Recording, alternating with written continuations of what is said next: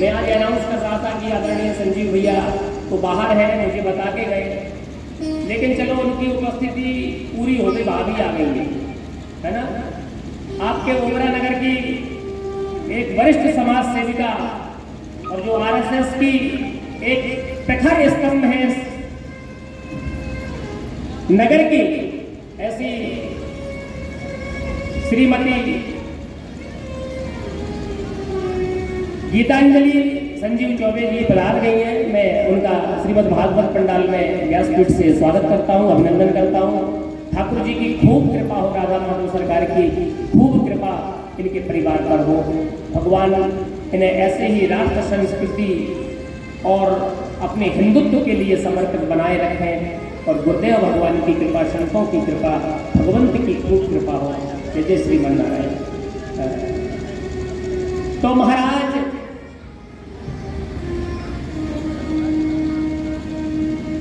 प्रहलाद के वंश में जब प्रहलाद राजा बने तो उन्हीं के वंश में, क्योंकि हिरण्यकश्यप के मरने के बाद प्रहलाद उत्तराधिकारी बने, भगवान ने राज तिलक खो दिया। हिरण्यकश्यप के मरने के बाद भगवान ने ही प्रहलाद को गद्दी पे बिठाया, तो नरसिंह भगवान ने खुद वहां का राजा बनाया कि अब से तुम पाताल लोक के राजा। इसके बाद उन्हीं के वंश में बलि, राजा बलि हुए। बलि जिसने इंद्र पर आक्रमण करके दैत्यराज बलि ने देवताओं को जीत लिया और स्वर्ग से देवताओं का स्थान खत्म हो गया। सारे के सारे देवता भटकते हुए ब्रह्मा जी के पास पहुंचे कि प्रभु कुछ करिए, राजा बलि ने हमारे राज्य को छीन लिया, हम भटके भटके घूम रहे हैं, हम पर कृपा करिए, हमारे राज्य को वापस दिलाइए। सारे देवों ने, ब्रह्मा जी ने, सबने मिलकर के नारायण की स्तुति की और नारायण देवी देवताओं की स्तुति से प्रकट हो जाते हैं। बोलिए वामन भगवान जय हो। भगवान श्री लक्ष्मीपति श्रीमन नारायण ऐसे रूप में प्रकट हो जाते हैं कि जिस रूप को आज तक किसी देवी देवता ने देखा ही नहीं था। तीनों लोगों में ऐसा रूप किसी ने नहीं देखा था जैसा रूप बना के भगवान वामन आज आए।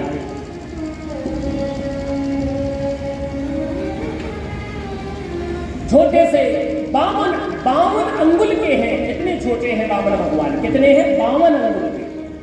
गौर वर्ण है, भद्र स्वरूप में है, जिनके हाथ में कमंडल है, जिनके सर के ऊपर छत्र स्थापित है।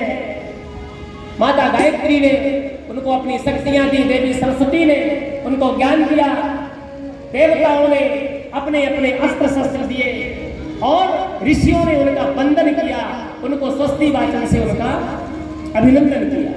ओम स्वस्ति नः इंद्रो बृहस्पतिः, स्वस्ति नः पूषा विश्ववेदाः, स्वस्ति नस्तारिक्षो वरिष्ठदेवैः, स्वस्ति नो बृहस्पतिर्दधातु। बोलिए वामन भगवान जय हो। प्रणाम किया। वामन भगवान ने कहा, अरे देवो, अरे ब्रह्मा जी मुझे क्यों बुलाया गया, मेरी जरूरत क्यों पड़ी, पूरी कहानी बताई। इन देवताओं पे आक्रमण करके, इंद्रादिक देवताओं को राजा बलि ने परास्त करके इनका राजपाट, इनकी श्री, इनकी लक्ष्मी सब कुछ छीन लिया है। ये भटके भटके घूम रहे हैं, बस कृपा करके राजा बलि के यहाँ याचक बन करके जाइए और इन देवताओं का सारा राजपाट वापस ले आइए। वामन भगवान तो भक्तों के बस में है, भगवान तो भक्तों की बात मानने वाले हैं। बोले अगर भक्तों की ऐसी इच्छा है तो मैं जरूर जाऊंगा और राजा बलि से मांग करके लाऊंगा। राजा बलि यज्ञ करने में लगे थे। वामन भगवान पहुंचे तो जैसे ही वामन भगवान को देखा तो राजा बलि प्रणाम करते हैं। ब्रह्मर्षि राम साक्षान मन्ये त्वार्य बपुर्धरम, मन्ये त्वार्य बपुर्धरम। हे महाराज, मैं आपको प्रणाम करता हूँ। आपको देख के लगता है कि जैसे बड़े बड़े ब्रह्मर्षियों का तेज पुंज मेरे सामने खड़ा हो। 52 अंगुल के 52, केवल 52 अंगुल की साइज के छोटे से वामन भगवान, लेकिन रिफ्लेक्शन इतना है उनकी बॉडी में, उनके शरीर पे, उनके चेहरे पे इतना तेज है कि बड़े बड़े देवर्षि, बड़े बड़े महात्मा भी चकाचौंधित हो जाते हैं। अब वामन भगवान तो पहले मुस्कुराए, इसके बाद राजा बलि की प्रशंसा के पुल बांध दिए कि मैंने तो तुम्हारी बड़ी प्रशंसा सुनी है, मैंने आपकी बड़ी प्रशंसा सुनी है। बोले कैसी? अरे तुम्हारे जैसा दानी, तुम्हारे जैसा व्रती, तुम्हारे जैसा तप करने वाला, तुम्हारे जैसा उदार तो मैंने तीनों लोगों में राजा नहीं सुना। बोले बताएं क्या चाहते हैं महाराज, क्या आज्ञा है मेरे लिए? भगवान वामन कहते हैं मैं मांग तो लूंगा ही, लेकिन पहले तुम अपने खानदानों का इतिहास तो देखो कि तुम्हारे खानदान कैसे रहे। तो अब उसकी भी तारीफ कर रहे हैं वामन भगवान, और उनके पूर्वजों के पूर्व प्रहलाद की भी तारीफ कर रहे हैं कि तुम्हारे खानदान में, तुम्हारे वंश में ऐसे ऐसे महाबली और महापुरुष भगवान के भक्त प्रहलाद जैसे राजा हुए, उन्हीं के नाती के रूप में आज आप, उनके बल पराक्रम को कौन नहीं जानता, और आपके जो पूर्वज थे प्रहलाद, उनकी भक्ति को कौन नहीं जानता। इसीलिए हे राजा बलि, मैं आपसे प्रसन्न हूँ, मैं आपसे परम प्रसन्न हूँ। जैसे ही बलि ने देखा कि इनकी बातें कुछ आश्चर्यचकित करती हैं, बलि कहता महाराज आप प्रसन्न हैं तो बहुत अच्छी बात है, आप तो बस जो कुछ मांगना हो जल्दी मांग लें, क्योंकि मेरे समझ में नहीं आ रहा कि आप आए किस लिए। अगर कुछ मांगने आए हैं तो मांगते क्यों नहीं?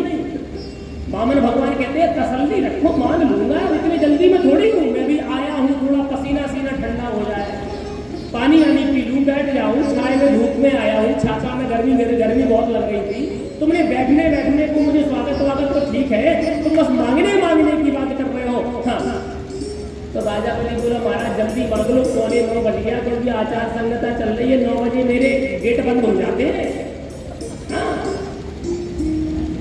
5-10 मिनट में जो मांगना है सो मांग लो।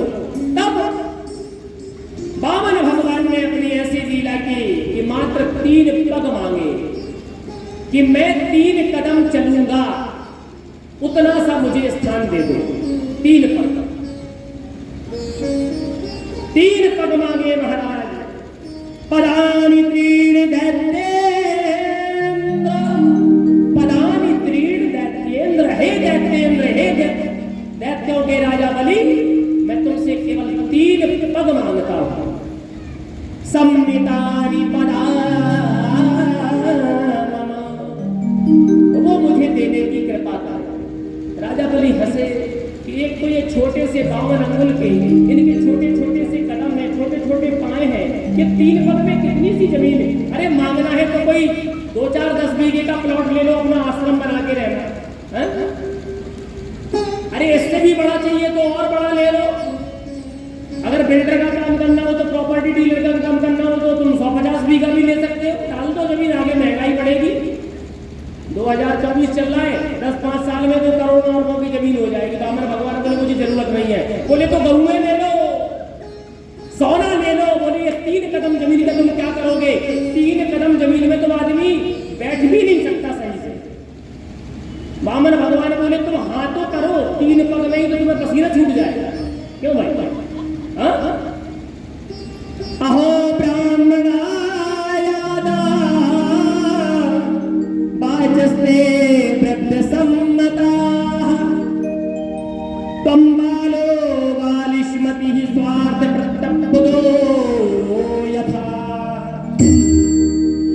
बलि कह रहा है कि महाराज जो भी मांग रहे हो सोच समझ के मांगो, मैं एक बार में तो तुम्हें दे दूंगा, फिर दोबारा मांगने की कोई गुंजाइश नहीं है, इसलिए सोच लो, विचार कर लो। वामन भगवान कहते हैं मैंने सब विचार करके मांगा है, तुम हाँ तो करो। बोले ठीक है। तो फिर त्रिवाचा हरवा लिया। हाँ, क्योंकि ब्राह्मण ऐसा होता है कि उसको जो आप दे दोगे उसमें प्रसन्न है। क्यों भाई? कुछ माताएं कह रही है हाँ, क्योंकि वो जानती है कि हम 10-5 रुपया देते हैं, राघव जी उतने में ही प्रसन्न। अरे तुम एक भी मत दो, हम उतने में ही प्रसन्न है। आज हमारे पांडे जी ने इतना खिला दिया, आज सवेरे सो के जैसे ही उठे तो तुरंत आना चालू हो गया। इनका नहीं, खाने पीने की चीजें आने लगी। जैसे ही उठे तुरंत खाने पीने की चीजें, तरबूज आ गया, आम आ गए, दही तो आता ही है दोनों टाइम। एक घर से दही आता है, वो हमारे परीक्षित जी हैं, रामेश पांडे जी महाराज। एक हमारे श्री राजकुमार यादव नेताजी, हाँ, जो बीजेपी की युवा नेता है, उनके घर से भी डेली दही आ रहा है। अब दही इतना आ रहा है कि वो दही डिब्बों में भरा रखा है, हम लोग खा नहीं पा रहे हैं। अब सर्दियां होती तो ऐसा है कि हम उसको स्टोर करके उसको निकाल लेते, घी 1 किलो घी ही बना लेते उसका, लेकिन वो मखानी अखानी कुछ है नहीं है? तो अब ऐसा करें कि दही को कल ब्रेक लगा दें, क्योंकि कल है शुक्रवार और शुक्रवार को मैं खट्टी चीज खाता नहीं, मतलब दही नहीं खाता, खट्टी चीज में आम और दही शुक्रवार को मैं नहीं खाता, ठीक है ना। वो अपना अपना रूल, जैसे गुरुवार को हम केला नहीं खाते, वो खाना भी नहीं चाहिए, क्योंकि गुरुवार को केला ठाकुर जी पे चढ़ता है, केले की पूजा होती है, और शुक्रवार को खटाई नहीं खानी चाहिए, तो मैं नहीं खाता, ठीक। तो कल मैं जैसे दही, और आज मुझे एक शिकायत है